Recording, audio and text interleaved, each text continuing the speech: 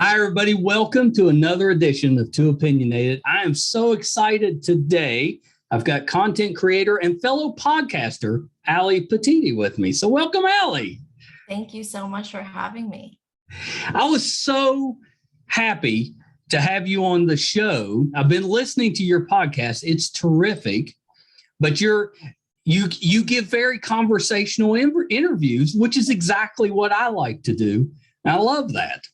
That's awesome. Thank you for tuning in. It means the world. I've been having the best time taping, and it's really fun to go from like a solo episode to then having a guest and having those kinds of conversations and just learning other people's experiences. And I'm super excited because this is the first podcast I've been on, and I'm excited to have a nice conversation with you. It's nice to turn the tables once in a while. Exactly. When did you start the podcast? I started the podcast the first week of May. And I mean, I started working on it probably 6 months before then, but The first episode came out the first week of May. Yeah, that's fairly recent. Yeah, I'm a newbie. Yeah. Well, you don't seem like it. You seem very professional, very comfortable. It's really good. When you're preparing for an episode, what's that like? What kind of preparation do you do ahead of time? It's really interesting because I feel like it comes in different waves. So for certain episodes, like my solo ones, I don't prep as much. I really like to see what just comes naturally based on what I decide on. So I'll set on a theme about a week or two before, and then I'll just sit down and start taping and see what I get out of it and what kind of just comes out naturally. And then when it comes to the interviewing process and having guests and all that, I spend about a week to 2 weeks prepping. I mean, I meet with my producers. We have conversations about what the theme is, how we want it to tie into the real goal of what the podcast is trying to do. And then we set up usually 1 to 2 Zoom calls where we just do interview prep, and we really create all the questions and we section them all out and try to get a nice flow for each episode. Yeah, that's actually a lot of prep. That's impressive. It's a lot. It's been a lot of work, but it's honestly so fun because it really does come naturally. And I feel like I finally found something that's just like a perfect little niche for me, and it feels super natural and fun. Yeah, that's so great. How many or how often do you put an episode out? They come out every Tuesday. I've had one off week so far, but we're trying to aim to do every Tuesday at this point. Yeah, that's not easy either. As you know, being consistent with putting your episodes out may be the hardest part of podcasting. Especially with them coming out on Tuesdays. I have like the weekends come across, and then I'll be busy doing something over the weekend. And I'm like, oh crap, I have an episode coming out in a day. I have promo I have to do. I have this I have to do. Like there's so much that goes into it. And I also have a full-time job. So it's a lot to balance, but it's like what I look forward to doing every day. Well, so the podcast is called Trying to Figure It Out, and I want to talk a lot more about it, but let's back up a little bit. Tell me a little bit about yourself. What made you want to become a podcaster? What else do you do in your spare time, and what kind of job? What's your career? So since I was a kid, I grew up. My family's worked in entertainment my whole life. So I've always been around entertainment and that industry, and I've always seen it. And I never knew exactly what I wanted to do. I always knew I wanted to work in it, but I just didn't know which aspect. I grew up with my dad working heavily in sports. So I was always surrounded by everything sports TV, all of that. So I dabbled in some internships in sports, and then I really realized, especially in college, that music was something I was super passionate about. So I ended up majoring in music business at USC and spent all 4 years simultaneously interning at Interscope Records. And all of that time, I just learned so much about the music business, got so much label experience.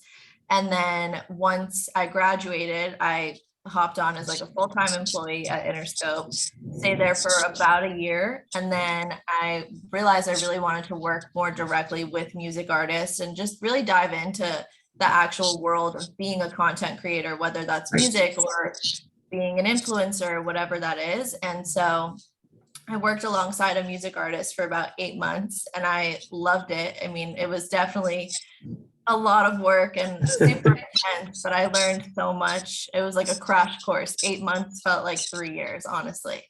So after I left that job, I really took a few months off to reflect on what I wanted to do now, because I honestly wasn't sure if I wanted to work in music anymore. I was like, I feel like I want to create content. I feel like I want to do something, but I didn't know.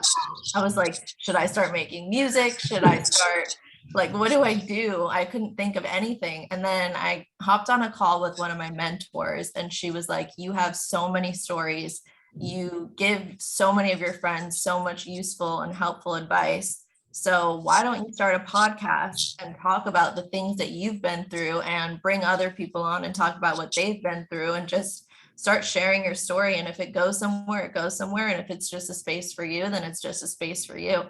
So after that call, I really just put all my mindset to, like, what do I want this podcast to be? How am I going to do it? What am I comfortable sharing? What do I not want to share? Just started planning, honestly. And then I ended up getting another job during that time at another record label, because I'm the type of person, I like have to be spread too thin. That's how I function, honestly. So I'm currently working at an independent record label. I'm loving it. And I'm doing the podcast as well at the same time. And that's kind of when it all started and how it all started. Yeah. That's a lot, but that's so great. So what did you do through high school? Did you play sports? Were you, did you do music, or were you in theater? What did you do in high school? When I was in elementary and middle school, I was a big music theater kid. I was in all the plays. I thought that was going to be my thing, but everyone in my family was like, this is not going to be your thing. I'm not doing this. They would always cheer me on, but they would always be like, we hope that she understands this is a dream that is not going to happen for her. So that's kind of good parenting. It's a little tough. But yeah, it was tough love for sure. They were supportive, but they definitely were like, find something else. And I actually hated sports as a child. Like, I never wanted to play sports. My sister was great at soccer. I sucked at soccer. I was like the worst. And then one day my dad was like, why don't you try field hockey? And at my school, at least, some of the people that played field hockey, there was a lot of judgment around the sport. Like, it was a very like judged team for some reason. Right. So I was like, I don't want to play field hockey. Like, that's going to be I'm going to get made fun of. Like, I don't want to do that. It was a whole thing. And then my dad was like, why don't you just go to like one field hockey camp before your 8th grade summer? And I was like, all right, fine. So I went to this camp, and I ended up being fantastic at field hockey. Like, it became my full-time thing. I honestly almost went to college for it. I was on varsity from freshman year to senior year. We won state championship my senior year. It was all I cared about was field hockey. So that was my main thing in high school for sure. But I also always loved music. I didn't know that there was a job for people who want to pick music for movies. I didn't realize that music supervision was a real thing. And I used to always say, I want to be the person that picks the song for this scene in a movie. And I didn't know that it actually existed. So once I found out that it did, I was dead set on being a music supervisor. Like, that was my dream. And then now here I am, and I don't know what I want to do in music anymore, but I've done a lot. Yeah, the music supervision thing's really interesting, because you never think about that. But somebody has to pick the music. Yeah, 100%. I mean, how great is it when you're watching something and a song comes on and you're like, wow, that song just really made that scene. Like, it can be so impactful. And I used to think that was the coolest thing. I don't know if you're familiar with the show One Tree Hill, but that show was a really great example of that for me. Every song in that show is just a banger. And it was just so good. It made me want to do that job so bad. But then I quickly learned that music supervision is like 20% creative and 80% contracts, licensing. Yeah. So much nitty gritty work. And I was like, all right, I don't think this is. I only want to do the 20%. Exactly. One Tree Hill was like one of the first shows that really combined music and the kind of angsty teenage type of thing. It ended up becoming basically the CW's model.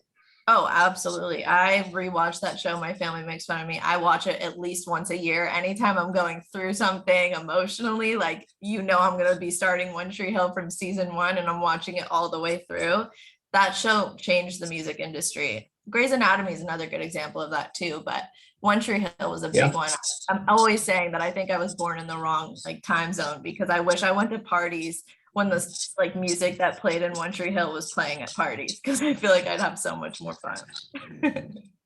Yeah, I love that. So the show, like if I had to pick a show that was like that musically for me, I probably would have said Ally McBeal, which is a little further back for you. But when it came out, it was very focused on the music that was going on in each episode and each scene. So I don't know. It's really cool. I mean, I don't know if you saw the new Batman, and I talked about this in my first episode actually, but Batman brought back Nirvana, Something in the Way. I mean, people are listening to that song like crazy. And even now, Stranger Things just came back out, and they used that song, Running Up That Hill by Kate Bush, I think it is. I don't know if that's totally right. We'll take your word for it. If you go it's on a TikTok, great song. It's all you hear on TikTok. It's everywhere. And I'm like, this song has been out for years. Everyone, most people knew it. And now all these young kids who are just on TikTok know the song. And it's so crazy how music can just, if it's in a show, it can just change the world.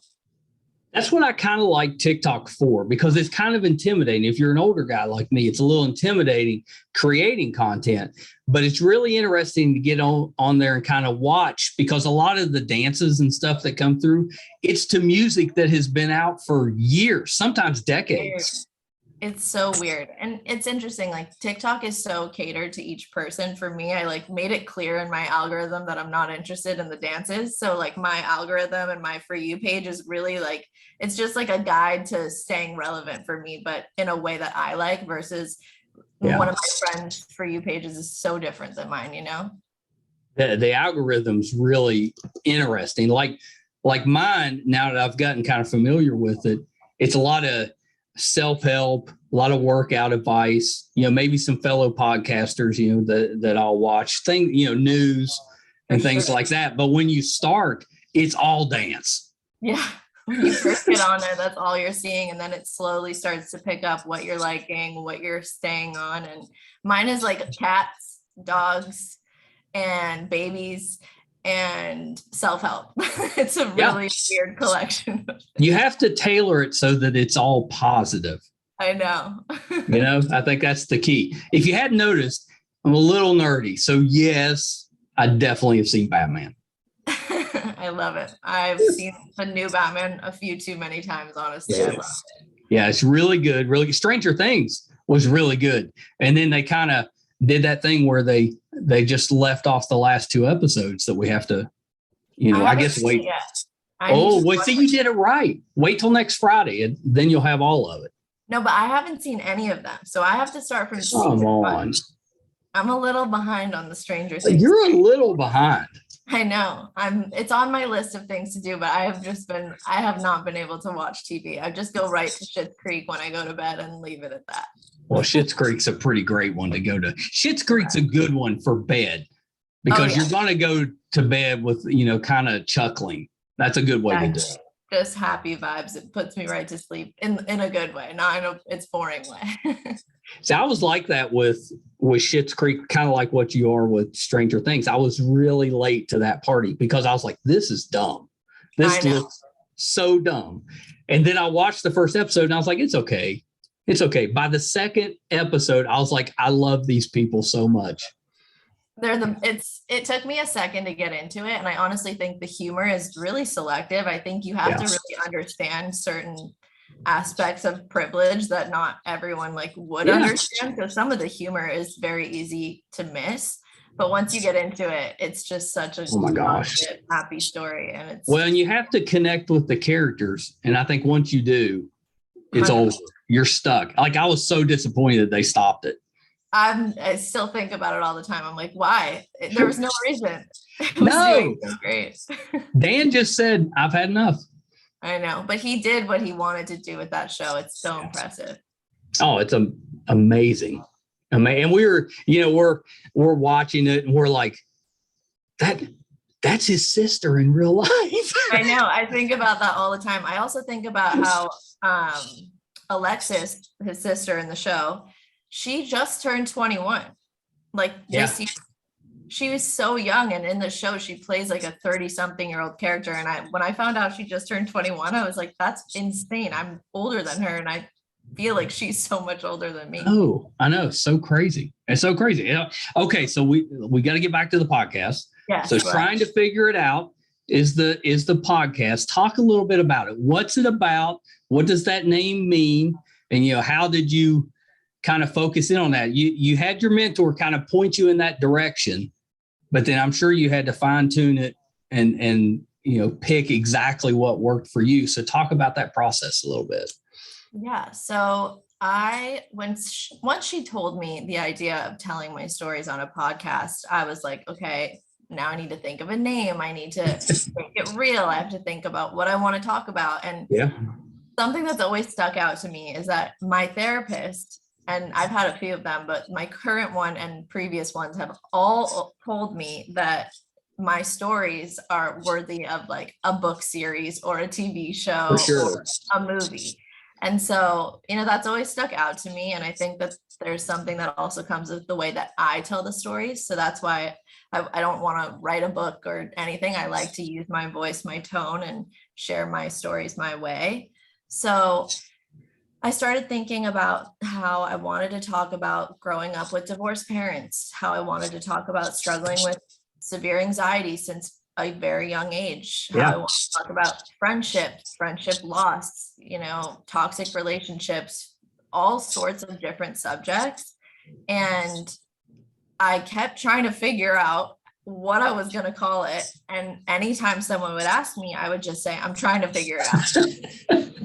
And then I got lunch with a friend who was actually the first guest on the podcast, Jordan Jones, and she's a podcaster as well. And so I was asking for her advice and for tips on what to call it and telling her what I wanted it to be about. And she was like, why don't you just call it Trying to Figure It Out?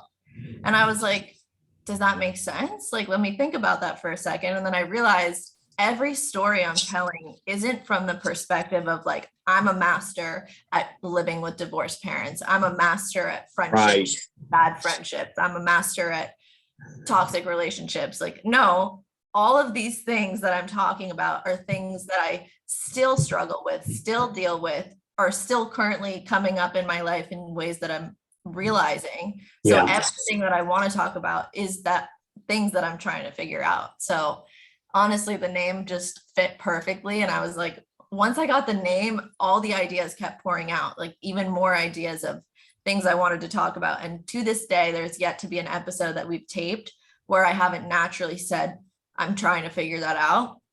Or a guest, on the other hand, has said, like, I'm trying to figure this out.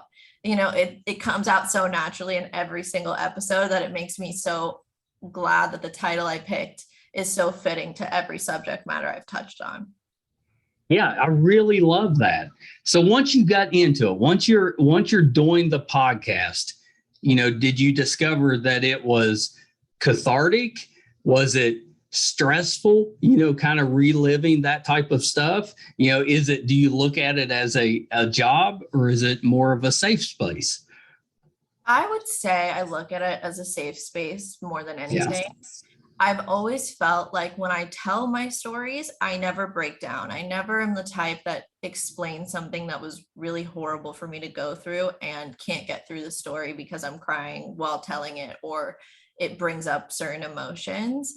I'm very well spoken when it comes to talking about my experiences. When I'm off the podcast and I'm having a bad day, there's times where you don't want to talk to me, or I don't want to talk to anyone.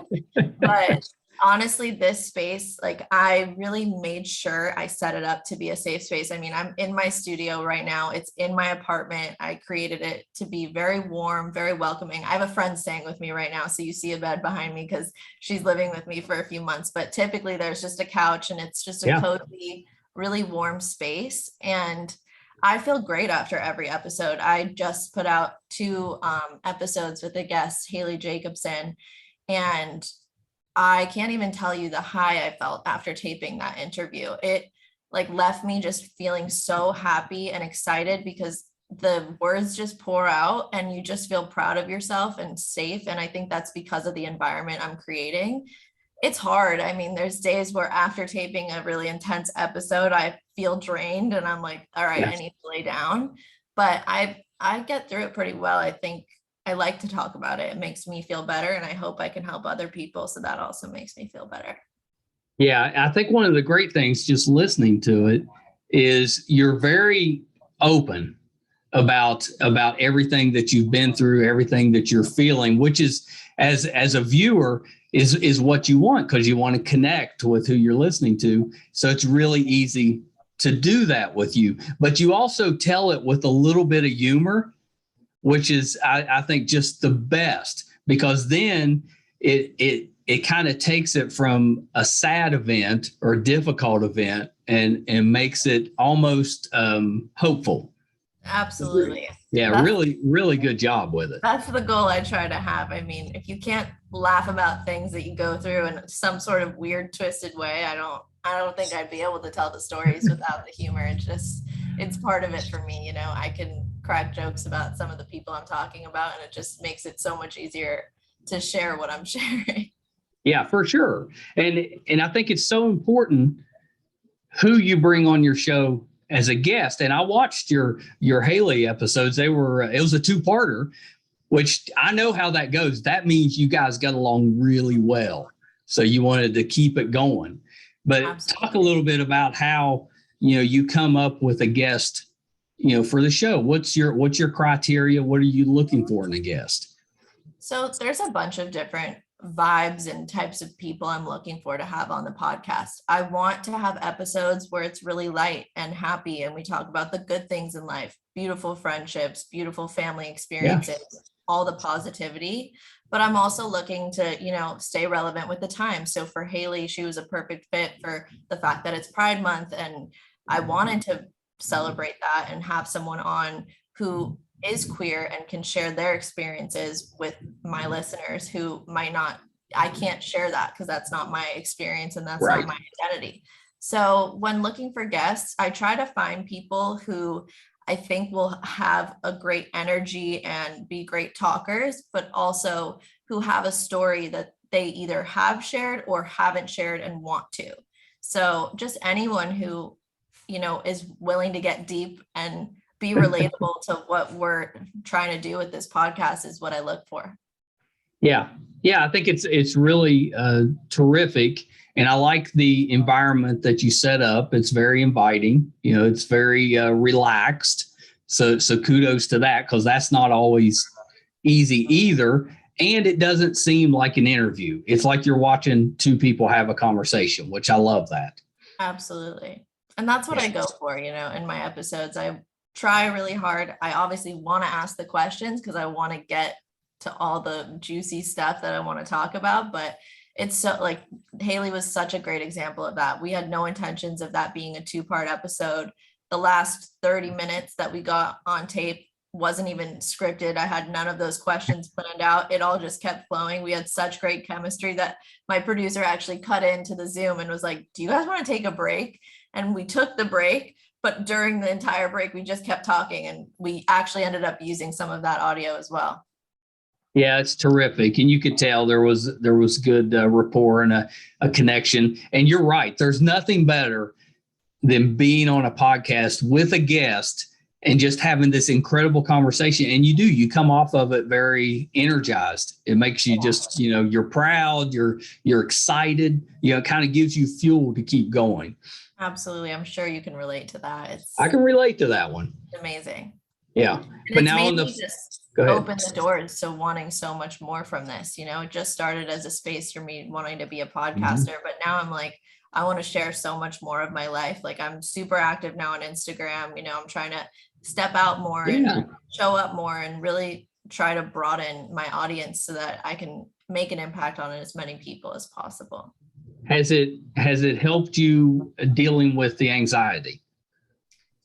I would say yes and no. Sorry if you hear any crying, it's my dog in the background. He just wants some attention. Yeah, he misses me, but I'm right here, so I'll be good. But yeah, I would say it helps a lot with the anxiety, just in the sense that it is like therapy, but it is stressful at times to make sure I'm always keeping up with everything. It's a lot to think about. I do better when I'm overly busy. When I'm too slowed down, I actually get more anxious. So it's definitely helped with the anxiety, but I do get nervous to go to certain events, and, I get nervous to be on your podcast. I get a little wave of nerves for all these things, but it's mostly excitement, honestly. Is it nerves because it's turned around so you're the guest instead of the host? Yeah, I think it's like lack of knowing what to expect. Yes. I'm in control of the interview. I have my notes, I have my plan, I kind of steer the conversation, but it's super exciting to also be in this space and share more, because when I'm interviewing others, it's really about them and what they have to say. So it's nice to be here and share more about me and what I'm trying to do with this space. Yeah. And just talking from experience, I've done a few interviews on different podcasts. It can be helpful. Absolutely. It can actually help going back to your own podcast, give you some ideas, make you more relaxed. I think it's a good thing. Totally. I'm glad you're here. I'm glad I'm here too. Thank you. So I wanted to ask you a question I wanted to go back to the music supervisor. So was the music supervisor, that career, was that an inspiration to you trying to match up songs to your episodes? Honestly, are you talking about like the segment I do at the end of my episodes? Yeah. I think that's definitely a great correlation. Like, I always associate music with certain times in my life. Like, if I'm trying to remember what a certain time of the year was, like when I went through something, I just scroll through my Spotify. I'm like, oh, this was this summer of this time when I was with this person doing that. And so I think that was part of it. But I also just think, I've been through a lot in the last year specifically, but also just in general. And music has kind of gone up and down for me, in the sense that I've lost a bit of passion for it. And I, with this space, was trying to find it again. Right. So I wanted to find a way to still incorporate the love I have for music, because I don't want to let it go and I don't want to lose it just because of things I've been through. So I added that segment for myself, find a way to really show that I still have that love and passion for music, even though this space doesn't really have much to do with music. Right. And also just for others, because I know how much music can help other people. And if you hear a new song or get shown a new song, that's always an exciting feeling. Yeah. People love the music. Now, I thought that was such a great idea. Love the segment. It's kind of fun. It is fun. We should do one. Yes. Yours. Yeah. See, that was kind of what I was getting at without just saying. I was like, we need to do that for my show sometime. I know. I want to know what 3 songs you would pick. Probably the worst possible songs. See, I struggle. Like if I'm on the spot for that type of thing, that's where I get anxiety. I struggle a little bit. I've noticed when I have some guests, I actually have noticed that there's a bit of a pause when I throw the Alpi's 3 segment at them. So I've started warning them about it in advance, because I felt bad that they were so. It helps a little bit, just so you can kind of be in the mindset to think about it a little bit. Because it's hard. I mean, if you ask me right now what my favorite song was, I would not be able to tell you the answer to that question. Yeah, I know. I'm the exact same way, because it changes all the time. Oh yeah, for sure. And a lot of times, like I always tell this story, when my daughter was growing up, it was the 90s. So she was all into Britney Spears and NSYNC and Backstreet Boys and all that stuff. So that's all that was ever playing at my house. Yeah. And then to this day, when one of those songs come on, I'm like, all right. And then I'm like, what are you doing? That's amazing. I'm kind of living that now with the grandkids, specifically my granddaughter, because she's very young. She's only 2.5, but she's already starting to connect with songs. and she'll listen, to certain things and kind of dance around and stuff. So that ends up being what you listen to. So I'm wondering, am I going to be like this 70-year-old man dancing around to some of this music from today? You're going to be like 70 listening to Post Malone or something. Well, she just discovered Justin Bieber, but it's like early Bieber. Oh, so she's in the early Bieber phase. Yeah. That's interesting. Yeah. Does she watch Cocomelon? Oh my gosh. Listen, Cocomelon I need to send you a video. Cocomelon Live came and her parents took her to the show and they've got a video of her when JJ first comes on the stage, absolutely going bonkers. Oh, I'm sure. So I've been told when the time comes for me that like I should avoid Cocomelon at all costs, because once you start, it's like you're done. Brutal. It's done. Brutal. I would suggest Blue's Clues, not Blue's Clues, Bluey. Blue's Clues really good, but it's a little older. Bluey. Yeah. That's the one.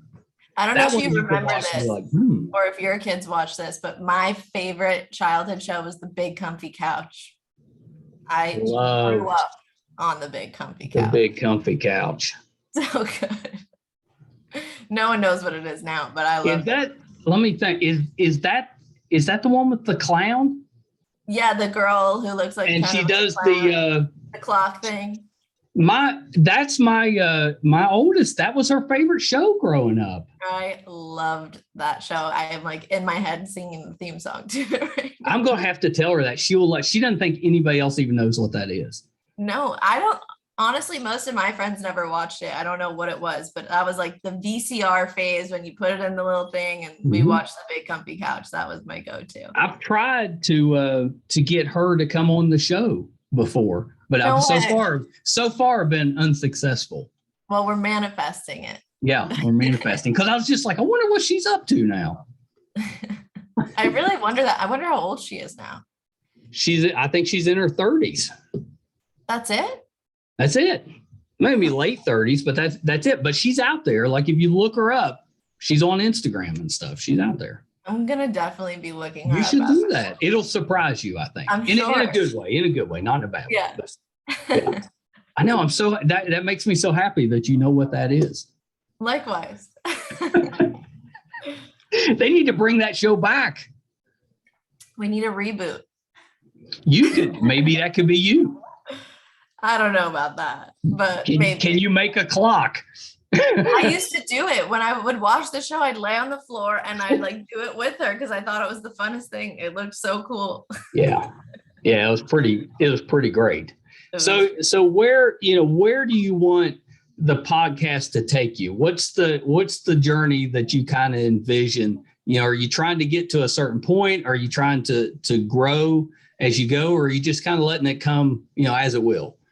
I think obviously I would love for it to grow and I'd love to reach a wider audience and just see where it takes me. But I'm not doing this for anything other than myself and the people who listen, who I know, and the people I don't know who listen. I don't really care for fame. I don't care about any of that stuff. I just want to share my stories. And if that comes with it, then I'll roll with the punches and continue being my truest self and putting out what I feel comfortable putting out. So I would love just to continue gaining a fan base and helping people, because I receive texts every single day from people that I haven't heard from in years, or people who ask someone else for my number to reach out about the podcast. And that is the most fulfilling feeling, to get a text from them saying that they're proud or that they're grateful and that something I said did something for them. So I would just love to continue. That's amazing.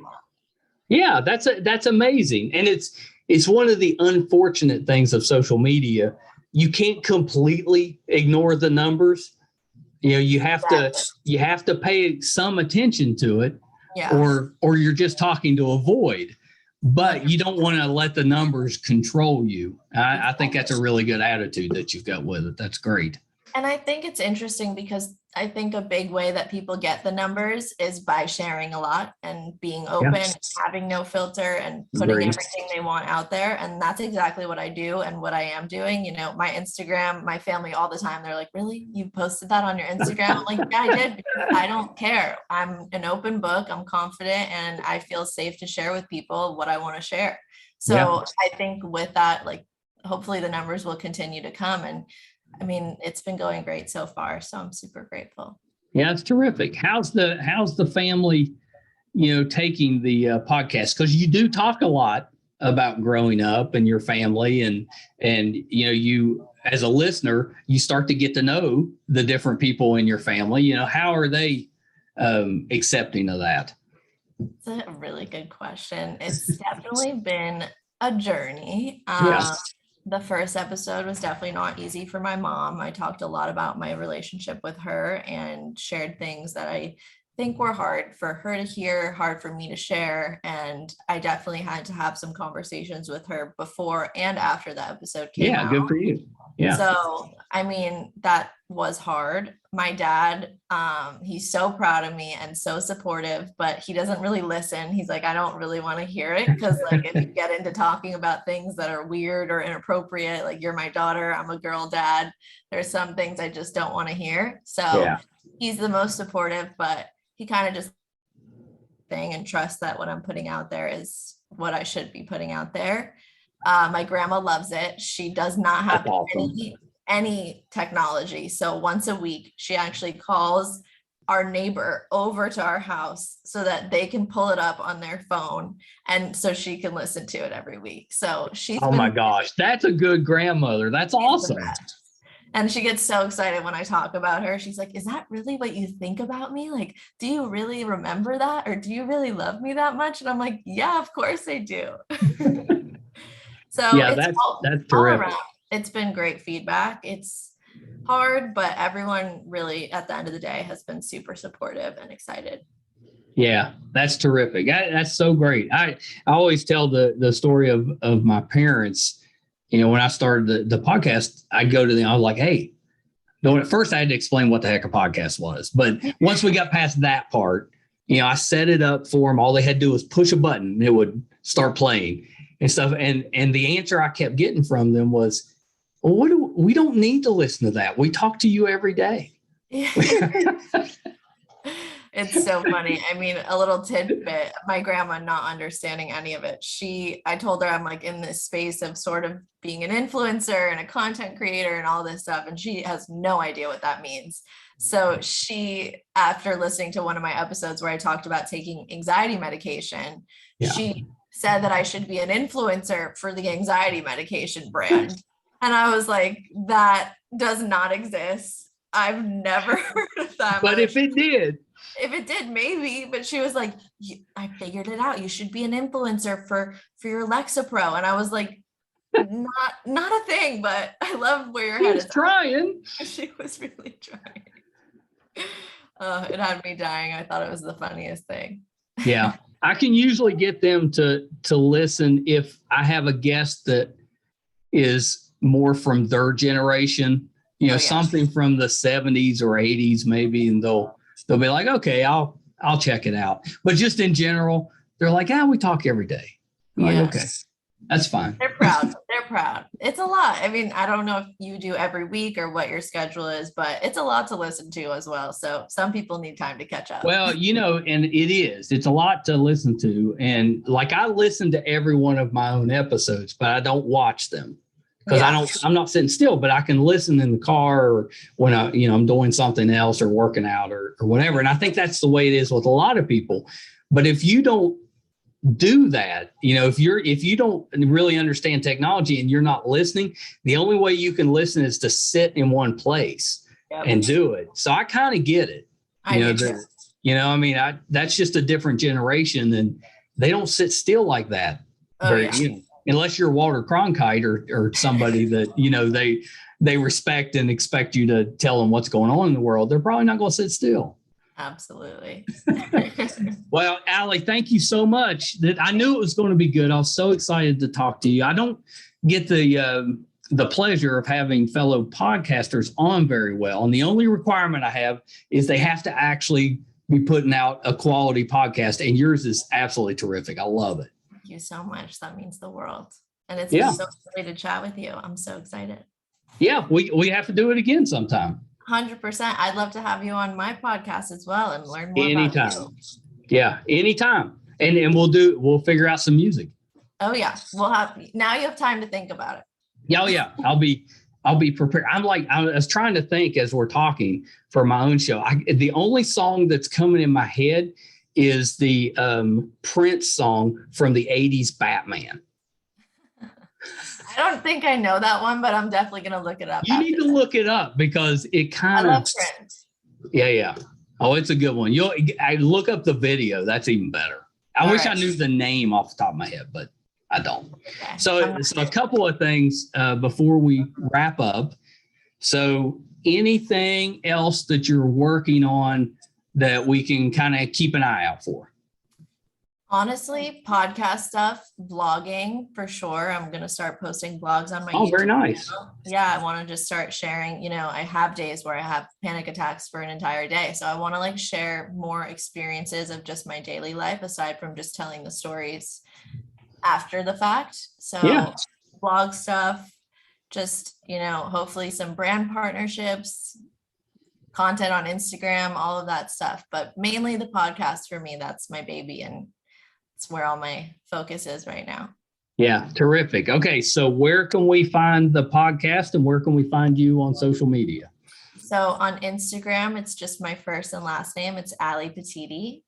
And I know it's hard to spell, but if you want, I can spell it for you.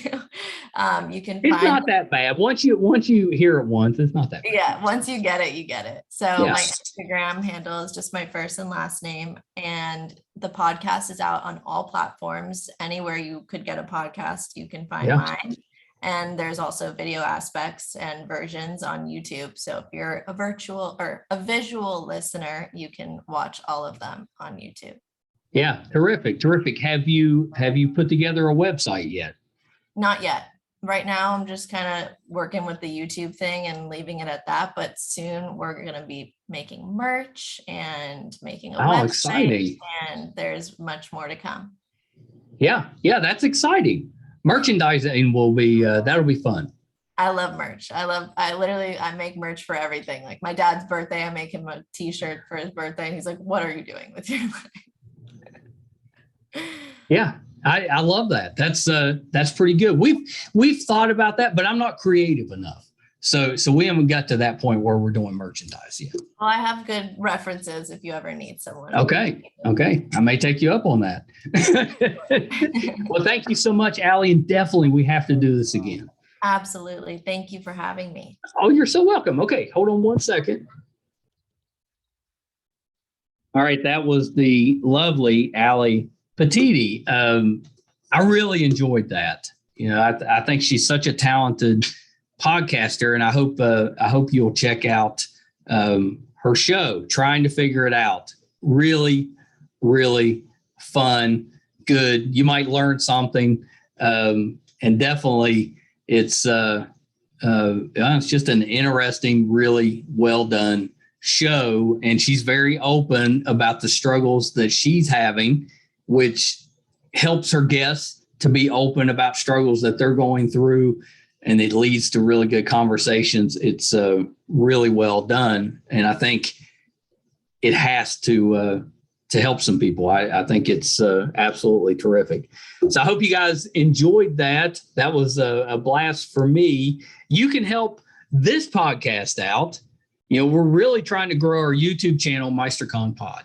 If you would give us a subscription, we would appreciate it so much. Just like we mentioned on the episode, it's not always fun having to pay attention to the numbers, but you can't ignore the numbers. The subscriptions help us to promote our podcast so that we can bring in more and more terrific, wonderful guests. So if you can help us out, subscribe, YouTube, MeisterCon Pod. It'd be the best. You can find today, we posted our 409th episode. I'm so proud of that. You can find all of those video and audio on our website, meistercon.com. There's a terrific, well-written, funny, geeky blog on there that Brett writes. You'll love it. It always has me laughing, but it makes me think too. I'm a geeky guy, and he always has a good angle and stuff. And he's such a good writer. So check that out. If we're doing anything in studio, if we're going on location, if we're covering a convention, all that'll be on the website, meistercon.com. And you can also see who's upcoming for future shows. Thank you guys so much. Thanks to Alli. Until next time. Bye, everybody.